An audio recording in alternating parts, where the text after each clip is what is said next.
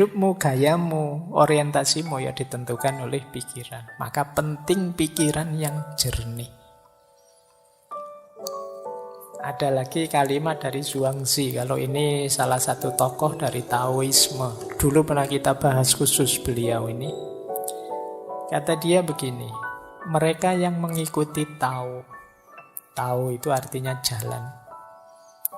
Ini konsepnya mungkin agak dekat dengan kalau dalam Islam ada thariqat, sama-sama jalan. Meskipun definisinya agak harus didalami lagi, tidak sederhana tahu itu. Tapi siapa yang mengikuti tahu pasti memiliki pikiran yang jernih. Orang yang pikirannya jernih ini, mereka tidak membebani pikiran mereka dengan kecemasan. Dan luwes, lentur, mudah menyesuaikan diri dengan kondisi eksternal. Ini cirinya orang yang pikirannya jernih. Orang yang mengikuti jalan pikirannya akan jernih. Kalau pikirannya jernih, dia ini mudah menyesuaikan dengan kondisi situasi di sekelilingnya dan tidak mudah cemas. Kalau teman-teman kok merasa sering cemas, kemungkinan pikirannya belum jernih. Saya tidak bilang tidak jernih ya. Nanti kalau kamu tersinggung. Jadi pikiranmu mungkin belum jernih. Perlu dijernihkan kembali. Malam hari ini kita latihan pelan-pelan nanti menghadapi pikiran yang tidak jernih ini.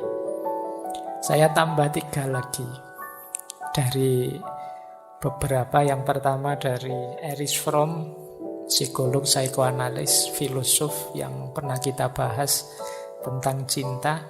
Kata dia, punya pikiran yang jernih dan ruang yang bersih memungkinkanmu untuk berpikir dan bertindak secara bertujuan, tidak asal-asalan.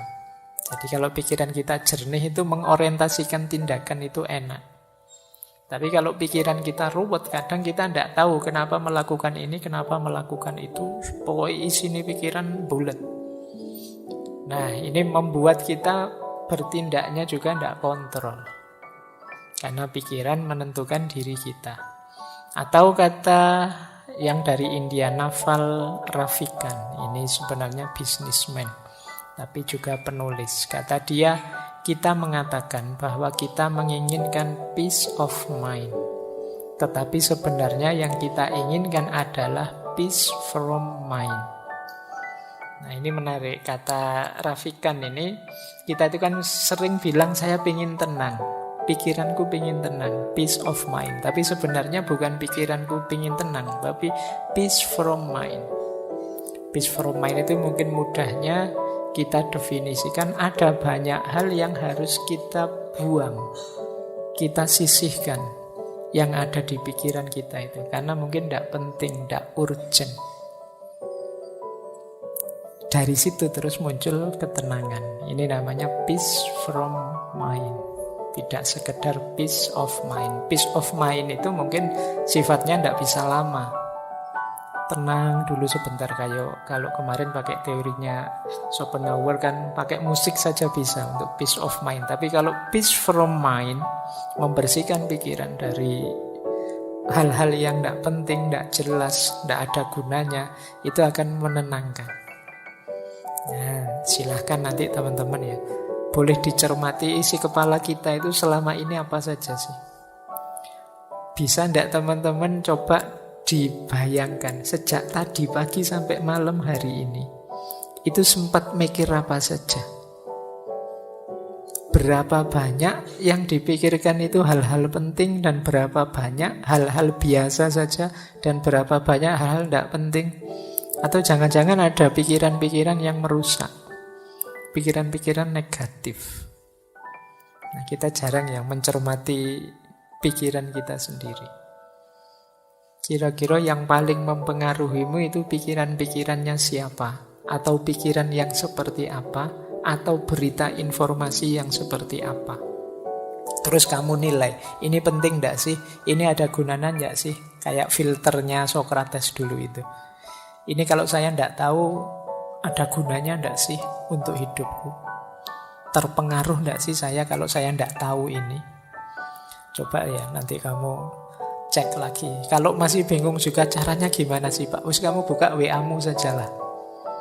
WA grup atau WA yang kamu sendiri. Itu kira-kira info-info di situ itu hal-hal penting. Atau ya, isinya iseng semua saja. Semuanya isinya share, komen, like, dan isinya bongso ngono-ngono kuwi. Semuanya copy paste. Nah, kira-kira kalau kamu ndak ngerti itu, kira-kira ada gunanya ndak sih? Kalau misalnya dicoba ya, coba kalau ndak usah kamu baca info-info di grup-grup WA-mu itu 1-2 hari saja, terus hari ketiga kamu buka, kamu ketinggalan informasi banyak ndak sih? Ada hal penting yang terlewat ndak sih? Atau ya biasa saja itu Pak? Saya bisa langsung ngikuti di hari ketiga itu langsung bisa ngobrol lagi, ndak ada yang ketinggalan sama sekali. Oh berarti mungkin banyak pembicaraan yang ndak penting.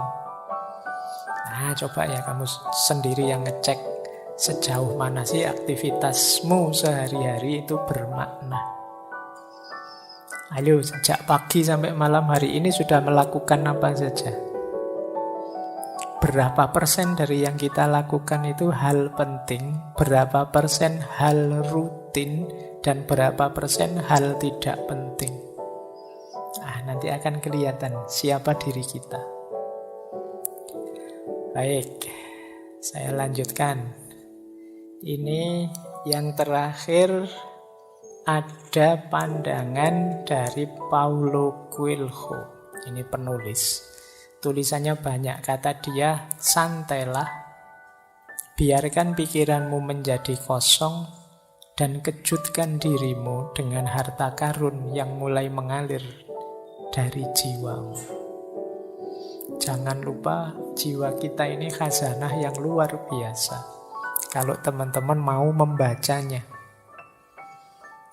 Nah, khazanah yang luar biasa ini sering terpendam, tidak muncul. Kenapa? Karena kita sibuk oleh hal-hal di luar diri. Sampah pikiran kita banyak sekali, luar biasa. Sehingga tidak bisa masuk lagi hal penting justru dari dalam diri kita sendiri.